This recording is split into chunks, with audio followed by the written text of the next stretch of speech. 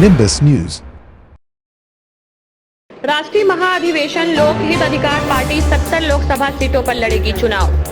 वाराणसी लोकहित अधिकारी पार्टी का उत्तर प्रदेश में संगठन विस्तार एवं लोकसभा चुनाव की तैयारी को लेकर महाअधिवेशन की कार्यकारिणी बैठक पार्टी के राष्ट्रीय अध्यक्ष रोशन लाल गुप्ता की अध्यक्षता में कन्हैया लाल गुप्ता स्मृति भवन सभागार रथ यात्रा वाराणसी में संपन्न हुई। महाअधिवेशन में लोकसभा की 70 से अधिक सीटों पर चुनाव लड़ने का निर्णय लिया गया, जिसमें झारखंड, बिहार, छत्तीसगढ़ राज्यों में संगठन मजबूत करने के साथ अब उत्तर प्रदेश में भी संगठन को मजबूत करेगी पार्टी। राष्ट्रीय अध्यक्ष रोशन लाल गुप्ता ने बताया कि देश प्रदेश में पिछड़ा, वैश्य, अति पिछड़ी जातियां, दलित, महादलित, गरीब, स्वर्ण और पसमानदा मुसलमानों की स्थिति दिन प्रतिदिन चिंताजनक होती जा रही है। आजादी से लेकर अब तक लंबी चौड़ी बातें तो बहुत की गई, लेकिन जमीनी स्तर पर हकीकत सबके सामने है, जिसके उत्थान व विकास की सख्त आवश्यकता है। श्री गुप्ता ने कहा कि पिछले 3 दशकों से देश में लागू नई आर्थिक नीतियों ने उन्हें प्रदत्त संवैधानिक आरक्षण का भी एक तरह से गला घोट दिया है। सरकारी क्षेत्रों में नौकरियों के अवसर लगातार कम होते जा रहे हैं। निजी क्षेत्र में आरक्षण लागू करवाने के प्रति कोई भी दल संजीदा नहीं है।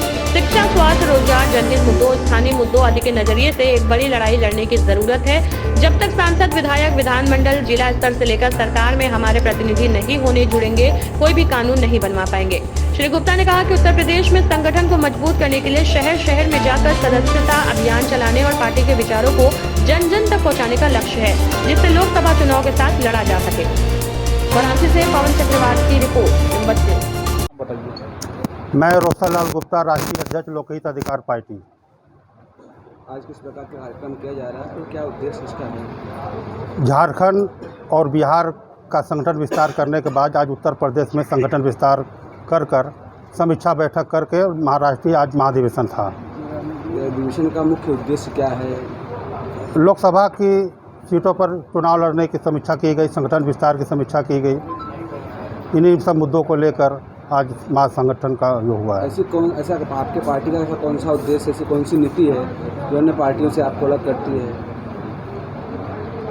जैसे अन्य पार्टियां सामाजिक न्याय नहीं मिलता है, हमारी पार्टी करेगी। जाति जनगणना हुआ, शोषित समाज को न्याय दिलाना, ये हम लोग की पार्टी है कि रोटी, कपड़ा, मकान, चिकित्सा, शिक्षा, ये हमारा पार्टी का मुख्य मुद्दा रहेगा। इसमें लगभग सभी पार्टियां इन सारी बातों को ध्यान में करती है। हम नहीं कहते कि नहीं करती हैं, लेकिन केवल मंचों पर ही करती है, धरातल पर कुछ नज़र नहीं आता है।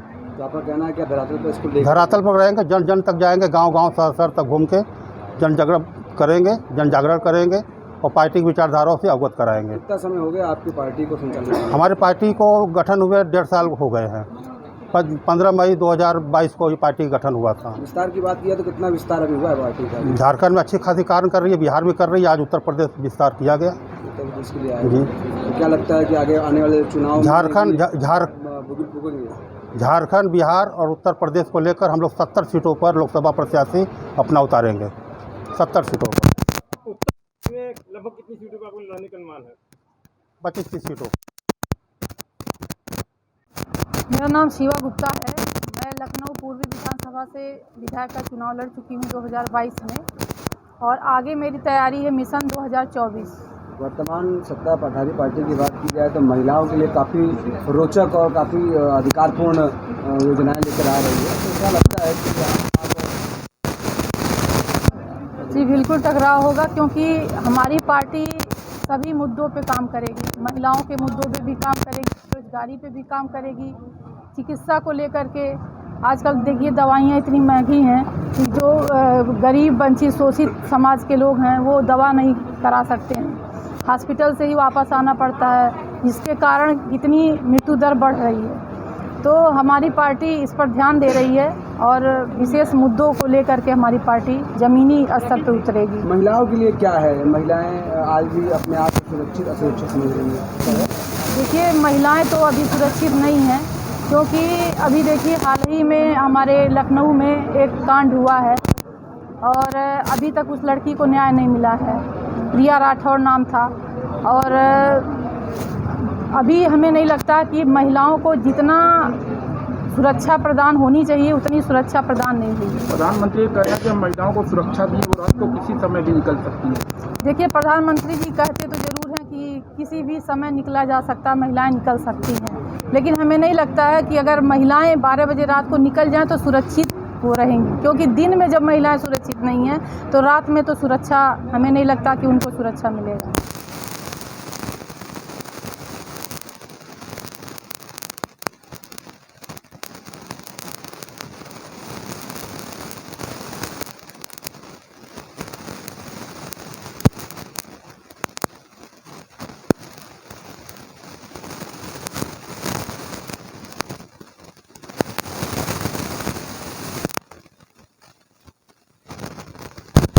आप अपना परिचय दीजिए। मेरा नाम अजय कानू, लोक हित अधिकार पार्टी बिहार का अध्यक्ष हूँ। थ्योरी क्या है लोग आपकी पार्टी की? अच्छा, लोक हित अधिकार पार्टी शोषित, उत्पीड़ित, वंचित समाज को न्याय दिलाने के लिए, शोषित उत्पीड़ित मान किसी भी जाति का, चाहे वह स्वर्ण जाति का हो या पिछड़ा अति पिछड़ा जाति का हो या दलित या महादलित जाति का हो, किसी भी वर्ग का जिस पर शोषण हो रहा है उसको न्याय दिलाने के लिए एक एजेंडा है। दूसरा है, देश में महंगाई, बेरोजगारी चरम सीमा पर पहुंचा हुआ है।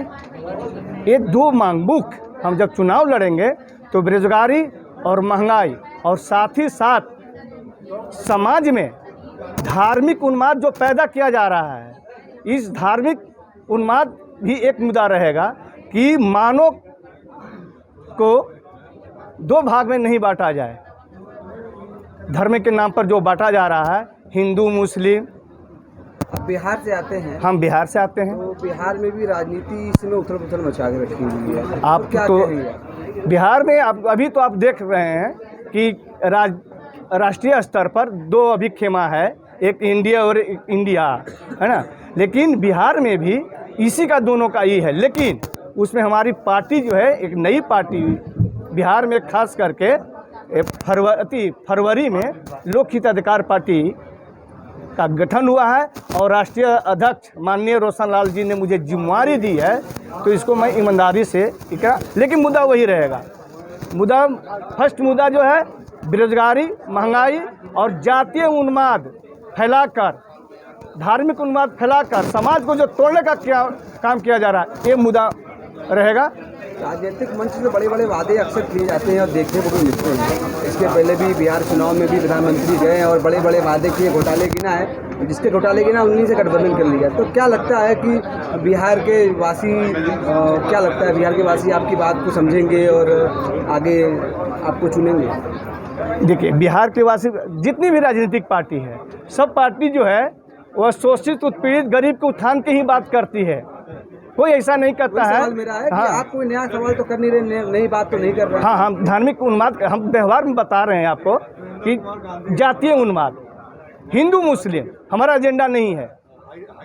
हिंदू मुस्लिम हमारा एजेंडा नहीं है कि मंदिर यहाँ बनेगा कि मस्जिद यहाँ बनेगा, ये एजेंडा नहीं है। लेकिन राष्ट्रीय जो पार्टी है उसका एजेंडा है कि यहाँ मंदिर बनेगा, यहाँ मस्जिद बनेगा। हमारा ये एजेंडा नहीं है कि यहाँ मंदिर बनेगा और यहाँ मस्जिद बनेगा। हमको कहना है कि मानो सो प्यार करे, धर्म के नाम पर समाज को कदापि नहीं बांटिए। ये बांटा जा रहा है, इसको मैं रोकने का। राजनीति की जहाँ तक बात की जाए, अभी वन नेशन वन इलेक्शन की बात चल रही है देश के अंदर, क्या लगता है कि इससे राजनीतिक गतिविधियाँ और मजबूत होंगी कि और भी करेंगी? देखिए, इसमें अब नया चीज़ आया है, इसको व्यवहार में आने दीजिए। कितना किया हुआ है, आप एक बात बता दूं, देश के प्रधानमंत्री और देश के गृह मंत्री पिछड़ा समाज से आते हैं, लेकिन आप देखेंगे नित्य दिन, प्रत्येक दिन पिछड़ा, अति पिछड़ा वैश्य समाज पर मारपीट, हत्या, जुल्म, बलात्कार की ज़्यादा घटनाएं अति पिछड़ा जाति और पिछड़ा जाति पर, जबकि इसी समाज से देश के प्रधानमंत्री आते हैं और गृह मंत्री भी आते हैं। तो क्या कहना चाहेंगे आज के वर्तमान समय में जनता के साथ, जनता जिस प्रकार से त्राही है जनता के साथ? जनता को कहेंगे कि जातीय उन्माद में नहीं फंसे, धार्मिक उन्माद में नहीं फंसे। जनता की जो ज्वलंत मुद्दा है वह शांतिपूर्वक से आप अपने आवाज़ को सड़क पर बुलंद कीजिए, जिसमें बेरोजगारी, नौजवानों से अपील करेंगे। ये बेरोजगारी बहुत बड़ा एजेंडा है। देश में महंगाई जो है चरम सीमा पर है, इसके लिए हम जनता को गोलबंद करेंगे और उम्मीद रखते हैं कि कुछ न कुछ बिहार में भी रिजल्ट आएगा। Nimbus News। खबर देश की राजनीति की हो या खबर गंगा के किनारे बसी काशी की संस्कृति की, खबर चाहे खेल जगत की हो या मनोरंजन जगत की, हर छोटी बड़ी खबर को हम पहुंचाएंगे आप तक बेबाक और सटीक अंदाज में, क्योंकि हम हैं दूरदर्शी दर्पण, आईना समाज का।